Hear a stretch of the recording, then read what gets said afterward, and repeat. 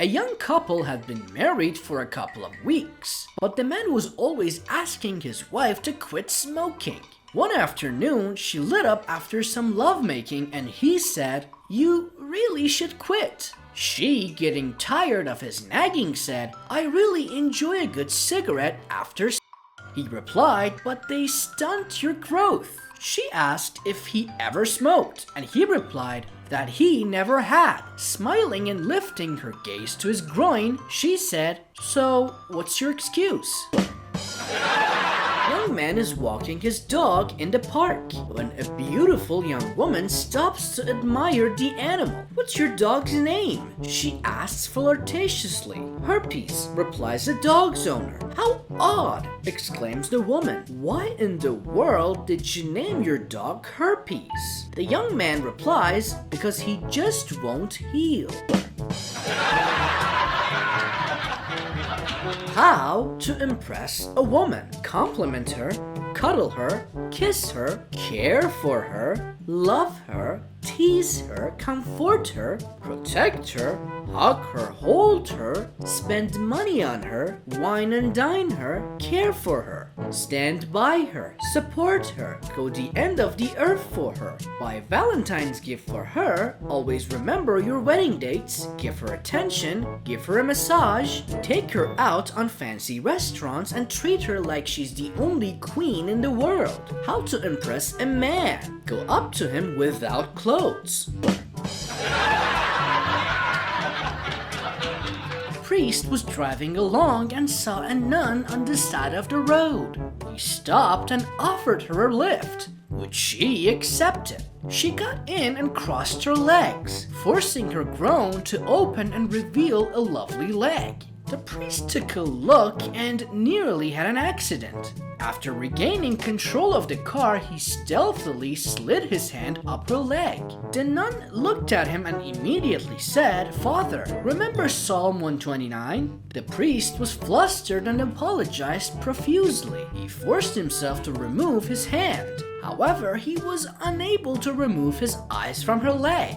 Further on, while changing gear, he let his hand slip up her leg again. The nun once again said, "Father, remember Psalm 129? Once again, the priest apologized. "Sorry, sister, but the flesh is weak." Arriving at the convent, the nun got out, gave him a meaningful glance, and went on her way. On his arrival at the church, the priest rushed to receive a Bible and looked up Psalm 129. It said, "Go forth and seek.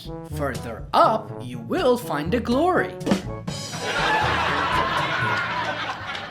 Man was in a terrible car accident and his manhood was mangled and torn from his body. His doctors assured him that modern medicine could give him back his manhood, but that his insurance wouldn't cover the surgery since it was considered cosmetics. The doctor said the cost would be $3,500 for small, $6,500 for medium, $14,000 for large. The man was sure he would want a medium or large, but the doctor urged him to talk it over with his wife before he made any decision. The man called his wife on the phone and explained their options. The doctor came back into the room and found the man looking dejected. "Well, what have the two of you decided?" asked the doctor. The man answered, "She'd rather have a new kitchen." One day, a little girl and a little boy were at the park with their pants pulled down. The little girl asked the little boy, "What is that?" And the little boy said, "I don't know." Then the little boy asked the little girl the same thing and she said she didn't know. So that night, the little girl asked her mom and her mom said, "That's your garage, and you must not let any big trucks go in."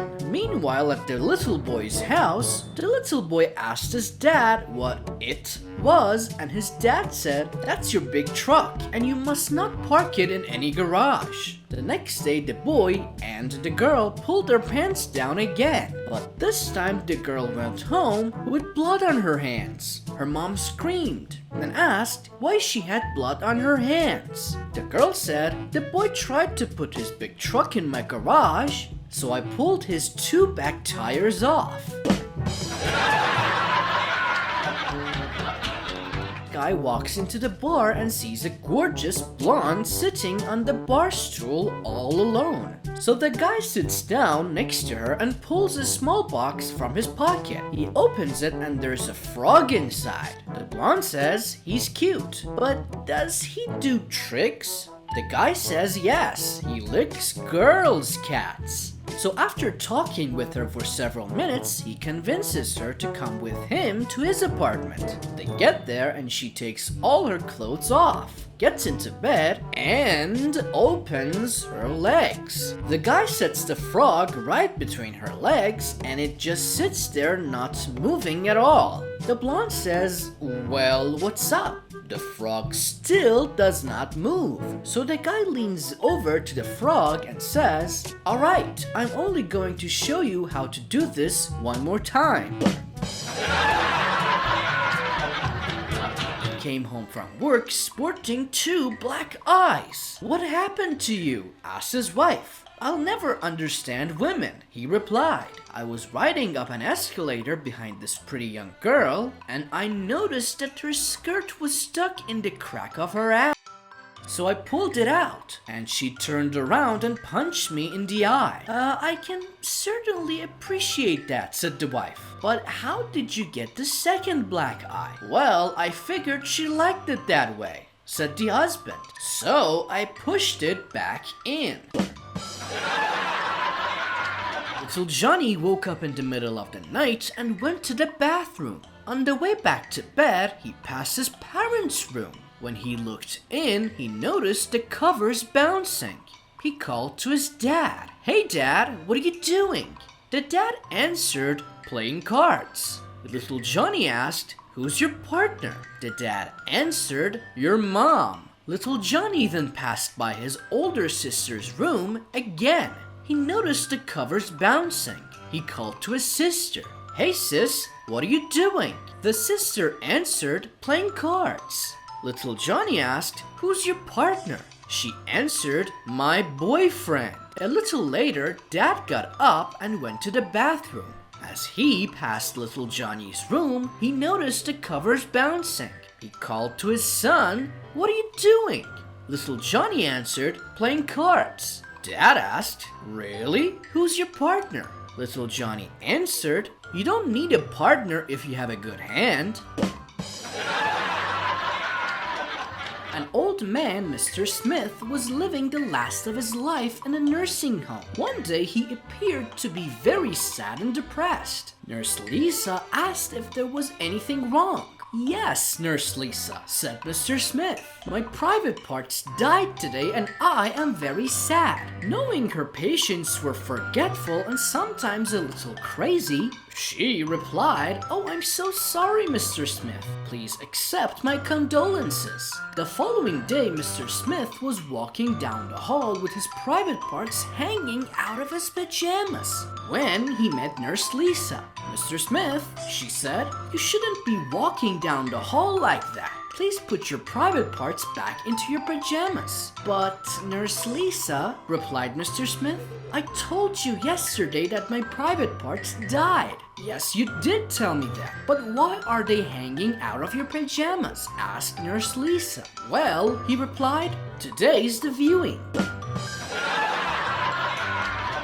One day, a little girl and a little boy were at the park with their pants pulled down. The little girl asked the little boy, "What is that?" And the little boy said, "I don't know." Then the little boy asked the little girl the same thing and she said she didn't know. So that night, the little girl asked her mom and her mom said, "That's your garage. And you must not let any big trucks go in." Meanwhile, at the little boy's house, the little boy asked his dad what it was, and his dad said, "That's your big truck, and you must not park it in any garage." The next day, the boy and the girl pulled their pants down again, but this time the girl went home with blood on her hands. Her mom screamed and asked why she had blood on her hands. The girl said, "The boy tried to put his big truck in my garage, so I pulled his 2 back tires off."